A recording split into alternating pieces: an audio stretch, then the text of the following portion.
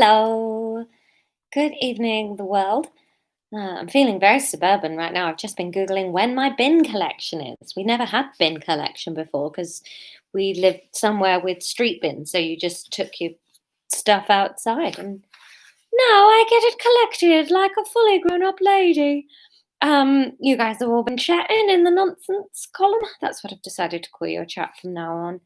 Um, I hope you're all okay. I've had a bit of a busy day, to be honest. Back to meetings and all that nonsense and it's hard after like most of last week off moving and sort of doing various things. It's been really difficult getting back in the swing of lessons and stuff. I teach stand up over Zoom, so I'm sort of back to doing that as well. And it's I'm a little bit head mangled, but excited. Art World says, I believe, I mean, I don't know if this is right, but I have a friend who has a name spelt like that, Art World, and it's pronounced Gronya. If I'm pronouncing that wrong, I do apologize. But as I understand it, well, that's how my friend and very funny comedian Gronya Maguire pronounces it. So that's the pronunciation there. Uh, she's very funny. You should check her out. Catherine's back at work today as well. Oh, I know. It's just, isn't it? It's so exhausting. I can't believe how exhausting Zoom calls are. And you think, I'm just chatting about stuff that I'm really excited about. I had a meeting today about a script and one yesterday about the book, and just kind of like I'm so tired by the end of them. It's bizarre. Mystic, did everyone listen to the National Treasures podcast? Oh yeah, new episode of the podcast out today for anybody that's enjoying those. We went to Kew Gardens in Kensington in London, or Kew, I suppose it's actually in, isn't it? Yeah, that makes sense. And had a lovely day out. It was actually the last one we got to record before lockdown. So you can listen to Will and I going on a day trip. It's quite a fun episode. Yeah. Oh, yeah. Grania is on next up. Grania Maguire. She's very funny. She does sort of political stuff, but she's just brilliant. Yeah. So we should do the chapter because it's quite a long one today. Now I just need to do the last couple of lines of yesterday's chapter because this chapter sort of follows on instantly. There's no gap in the time between chapters, so I will. Obviously, she's arrived at the ball, and Theo says she looks lovely, and she says, "This place is fancy," she said, and then wished she were dead as she realised what a ridiculous yokel that made her sound like. Uh, Luckily, Theo laughed and nodded. Oh right, okay, Irish. Yeah, it's ridiculous, but it's kind of fun to get dressed up and let loose, don't you think? Speaking of which, you don't have a drink? Emma smiled, beginning to loosen up a bit. No, you're right, I don't. How careless of me. Shall we go to the bar? She desperately wanted to feel calm and relaxed and to say witty things to him. Just pretend he's Jack, said a voice in her head that made her neck seize with surprise. Whoa, that's a weird and probably inappropriate thought. I just meant because we're kind of relaxed around him and say normal things. So you'll be here in London pretending to be with Jack when you could have been back in Bath actually being with Jack. You're a mad woman. Emma had to concede she may well be. She was so distracted by the argument raging in her mind that she looked around her and noticed she and Theo had not gone in the same direction. Emma was stood near the bar, nearest to where they had been standing, but when she glanced around the room, she noticed that Theo had gone back across the floor and headed to a different bar. Yes, madam, said the woman working on the bar. Emma looked at her flustered. Sorry, I'm at the wrong bar. She smiled apologetically and then made her way as speedily as she could while trying to look calm and collected. She arrived at Theo's side and patiently waited for him to finish his conversation with the man next to him. He didn't appear to have noticed her mistake with the other bar, and she shook her shoulders back to relax herself. She took the glass of Prosecco offered to her by the waitress and tried to lean casually against the bar and glance around the room so that she would look occupied when Theo noticed her again. There was barely anyone here that she recognised. Elaine was hovering at the other end of the bar, but Emma would rather chew on her wine glass than go over there for conversation.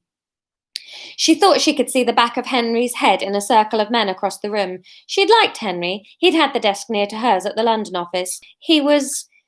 Well, now that she came to think of it, she didn't know much more about him. He liked Greenwing and Game of Thrones, she knew that. Their chat had always stayed on very straightforward, light topics. Theo brushed a hand across her elbow. Ah, sorry, babe. You got yourself a wine. I'd have got you that. It's okay. It was free, one of the welcome drinks. Yeah, I downed 4 of them when I first came in. Emma smiled. He had the energy of a college kid, loose in grown-up formal clothes. He had the energy of a college kid, loose in grown-up formal clothes in a fancy bar for the first time. Are the other bath lot here? Emma asked. She wasn't sure whether to name-check them, but decided against it so that she didn't look too keen. She didn't need Theo to know that she had been replaying moments of that night over and over in her head since it had happened. Nah, no one from Bath really comes to this. Only the senior staff people. Most of the normals think London lot are a bit stuck up and Londony. They're not wrong. Trouble is, London gets all the big deals and the budget stuff, and they treat the other branches like they're inferior. I definitely used to. We used to ring up London and get them to do all kinds of menial crap just for a laugh. Emma forced a laugh. It didn't really sound like her idea of a fun jape, but she didn't want to be rude. Is that backfiring now you're out in the sticks? She dug an elbow into his ribs playfully, but misangled it and sloshed her Prosecco down his leg and onto his shoes. Oh, balls, I'm so sorry. In a panic, she knelt down and started rubbing at his leg and shoe with her bare hands. What was Elaine's voice? Was she just sort of posh and Sloaney? Was she a bit like posh? Oh, she was a bit Chelsea Tractor, wasn't she? Is that what we did with her? I can't remember. Tom, she hasn't spoken for chapter after chapter. Tom's listening in live today because we've been working all day. I think she was posh British, wasn't she? Is that right? Shane? Everybody has sort of been Mexican accidentally. No, I think she was, wasn't she? Neil Beatty says, I started Green Wing mainly because of Mark Heap. Yeah, Mark Heap. Isn't he a legend? I did all the warm-up for the second and third series of Upstart Crow, the Shakespeare thing, and he was working on that. And the first day, like, I was already a bit awestruck working with Lisa Tarbuck, who I think is a legend. And then Mark Heap was just like, oh, he's so cool and funny, and he was always like utterly perfect every take. It was just so funny. Right. Anyway, back to the story. Yeah, Upstart Crow was fun to work on. Ben Elton was really nice to me, actually. He was really supportive. The whole team were. It was one of the best warm-ups I've done. It was lots of fun. Theo. So we're back to the story now. Sorry. Hang on. A small story. Lisa says, I love Lisa Tarbuck. Me too. She was really nice. And like on about day 2, I think, of working with her, I was sort of doing the warm-up and everybody was really friendly, because sometimes as the warm-up, you feel a bit separate from the show, obviously, because you're not in it. And then on one of them, she took me aside and she went, you're really good, you know. And I was like, oh, thank you. That's really lovely. And then she said, she was like really, she goes, have you checked that you're being paid the same as a man would be for this job? And I was like, no, like, and she was so like, you need to find out what the men are being paid and make sure you're being paid the same. I was like, oh, she's so nice. She really like looked out for me. Right, where were we? Anyway, so Emma is on her hands and knees cleaning Prosecco off the Theo. Theo. Theo, what are you doing? She heard Elaine's voice from above her head and stood up far too quickly, feeling her head wobble out of time with the planet. Oh, Emily, I didn't see you there. Elaine sounded out the word Emily, holding eye contact with Theo, not Emma. Emma got the distinct impression that this was not an accident. Elaine knew her name. She definitely knew her name. Emma decided not to bother correcting her. Poor Elaine had enough to deal with now that Emma had stolen her boyfriend. Hi, Elaine. Lovely to see you. Are you well? She kept a perfect picture of a smile on her face and kept her tone all tinkly and bright. She was pretending she was Fiona dealing with an awkward customer. I'm really well, thank you, Emily. There. Double use of the wrong name. Definitely on purpose. What a bitch. What are you doing here? Emma was a bit taken aback by Elaine's bluntness. She opened her mouth but wasn't sure what to say back. She closed her mouth again, feeling stupid for having it open. Theo jumped in. She's my date, he said, and hooked an arm through Emma's. Lovely, Theo, thought Emma, rescuing me from this mega bitch. He's so nice. Oh, that's so cute, said Elaine, bending a long leg and revealing a knee through the long slit up her ball gown. I didn't know you two were that close. We weren't in London, said Emma, suddenly a bit panicked that Elaine might be assuming they had been hooking up behind her back before Theo and Elaine split. She didn't like Elaine, but she didn't want her to think that she'd been cheating. But we bumped into each other in Bath, where we both moved separately, and just hit it off. Hit it off really well, Theo murmured, and Emma felt the hair on the back of her neck tingle. She couldn't help smiling and tried to cover it by turning back to the bar to swap her empty glass for a new one. She couldn't quite believe this was all happening. Here she was on Theo's arms as he faced his ex and chose Emma instead. Emma decided to do the courteous thing and took a glass for Elaine too, handing it over to her. Elaine nodded graciously with tight lips and took the glass. Well, it's been great to see you, Theo said in a low voice, and then steered Emma away from the bar and closer to the other side of the room, where people were beginning to loosen up and start swaying to the music. They joined a circle of people Emma vaguely recognised as having been the various sales and accounts teams. Theo did a broad wave and said, "This is Emma," into the hubbub, but didn't give her any names, so she made small talk with the woman next to her and then tried to smile along with the banter of the rest of the crowd. As a waiter passed with a tray, she grabbed 2 flutes off it and offered one to Theo. "Nah, you're all right, babe. Can't be seen drinking that now the lads are here. They'd have me doing forfeits if I drank a girl's drink." "Oh, sorry," Emma said, not sure what to do now she had the 2 glasses in her hand.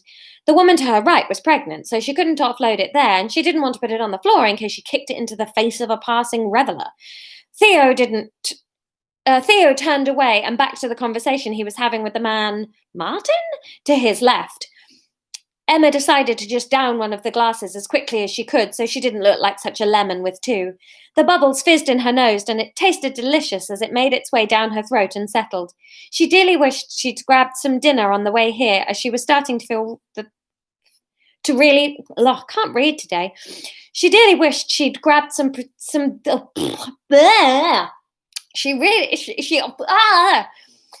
Stop talking for a second. What are you guys saying?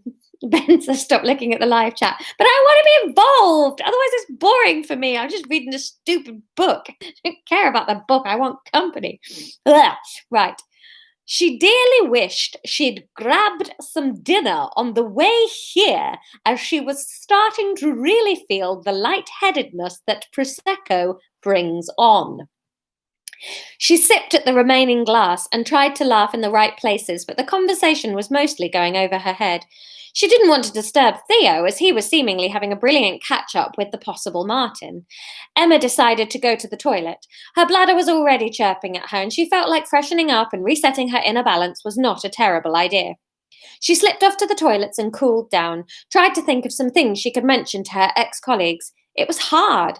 She didn't really want to mention what she did for a living in case there were difficult questions about why she'd given up her London life to go to Bath and do that. She didn't want to answer personal questions because all her brain could think to say back was, "That really depends how it goes tonight." Her thoughts swam back through the Prosecco to Jack, and she thought about him in his flat with Rebecca. I thought for a minute that I'd missed a bit, but no, he texted her in the last. Yes, they spoke on the phone on the train. I was like, did I miss that part? No, it was yesterday. Oh, God, my brain. I am too tired today. Elliot would be curled up at his feet. Would Elliot be delighted that Mum and Dad were back together or cross that someone was in Emma's place? Well, not your place, her brain rebuked. Your place is here because you have chosen to be here. She couldn't help herself hating the image of Jack and Rebecca, and she pulled out her phone. "Hope you're having fun with Rebecca. Sorry again that I had to postpone, and I'm even sorrier for the short notice." Her tipsy thumbs accidentally hit send before she had finished, and she agonized at the message. It seemed short and snappy, but if she added another message, did she seem desperate? "You're playing with fire here, Emma. Do you want him or not? He likes you. Either let him move on or don't be fooling around with someone else." Emma loathed herself. The alcohol was definitely exacerbating the feeling, but right there and then in that toilet, she was truly angry with herself. You're gross. Here in London, hoping Theo will whisk you back to his hotel room and make you a princess, but also hoping that the nice man upstairs stays fancying you in case you need some DIY doing. You don't deserve either of them. She stared at herself in the mirror, feeling panic rising up the skin of her neck. Calm down, she tried.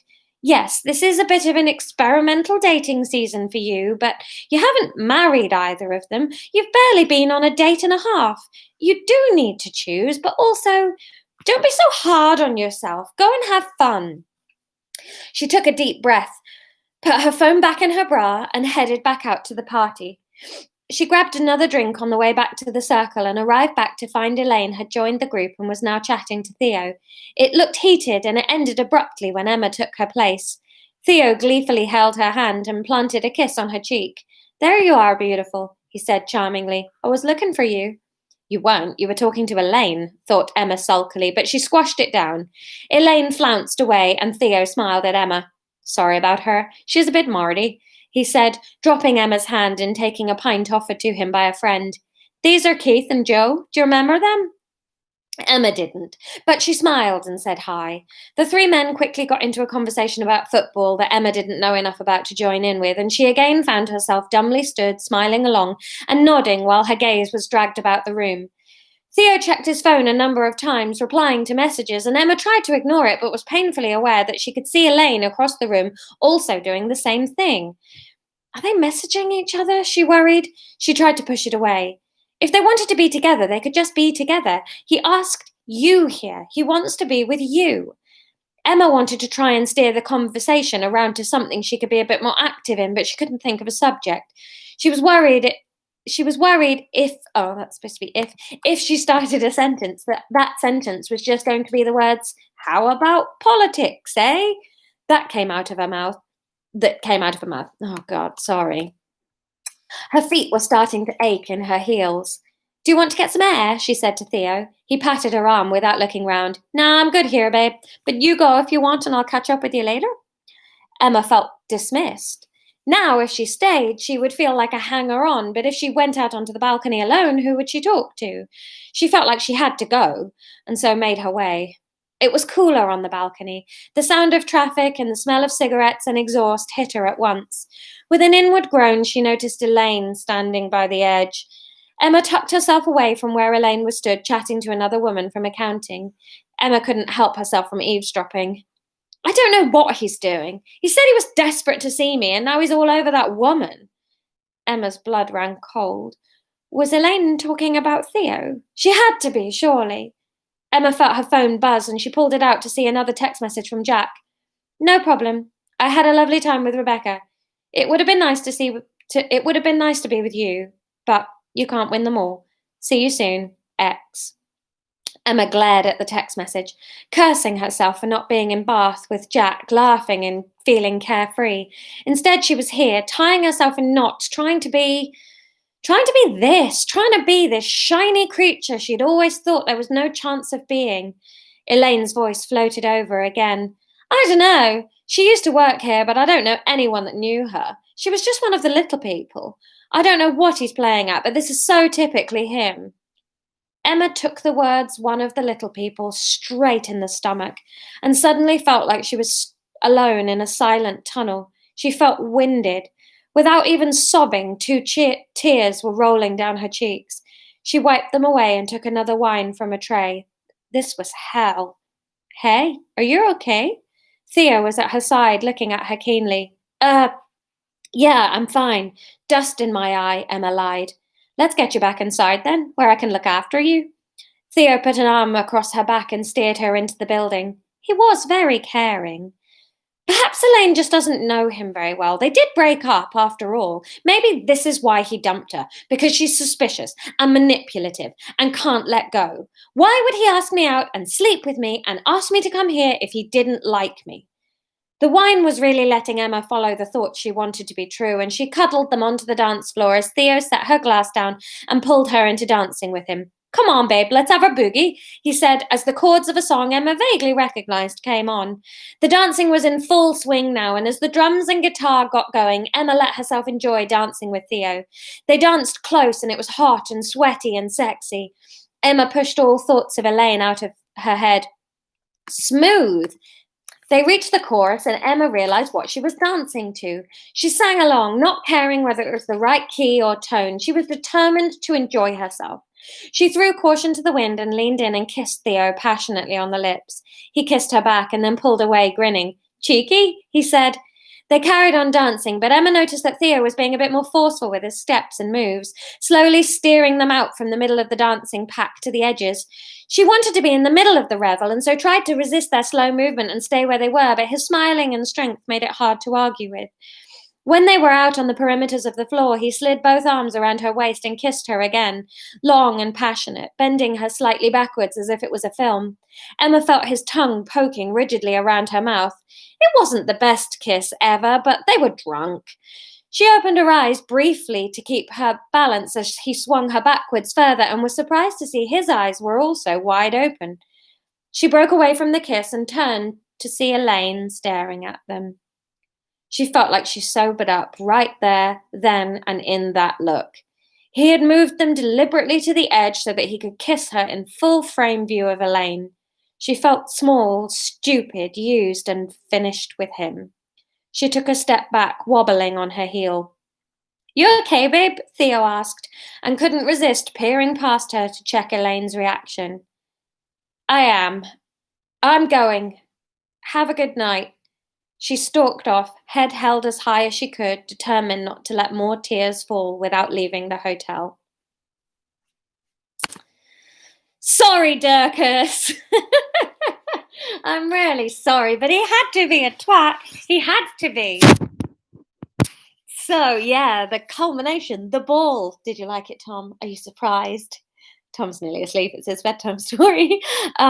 Well, the thing was, you see, the dress choice dictated the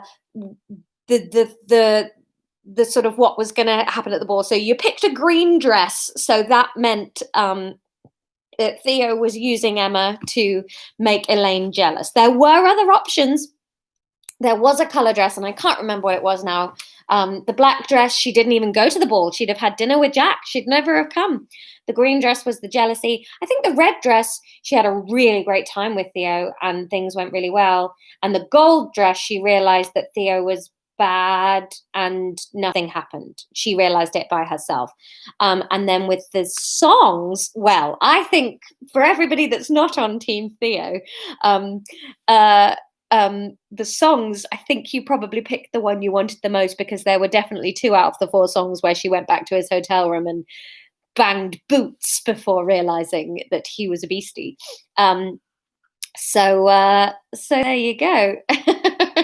Now, I'm giving you some direct control over the next bit. There's nothing cryptic. Well, it's a bit cryptic, but your question, and I think you'll enjoy having the reins.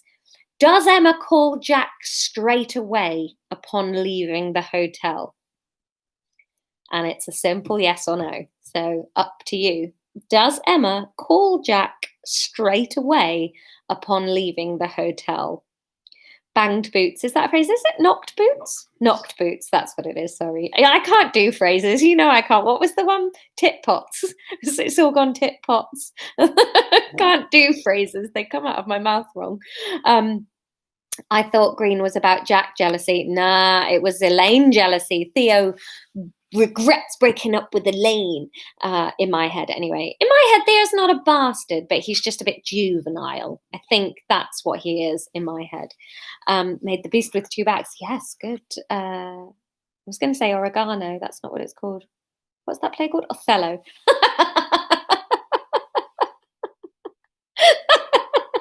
You know, that Shakespeare play, oregano. Right, I'm tired. That's enough of my brain for one night. So I think maybe when we finish the story, I'll do you some Theo fan fiction, Dirkus. We'll just do individual chapters of fan fiction from the world of Emma in Bath. Anyway, right. So your question, totally up to you. Does Emma call Jack straight away upon leaving the hotel? Yes or no? And they will have consequences. So there we go.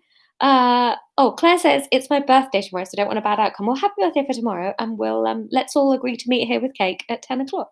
So there you go. I'll see you tomorrow. Have a lovely day, everyone. Bye.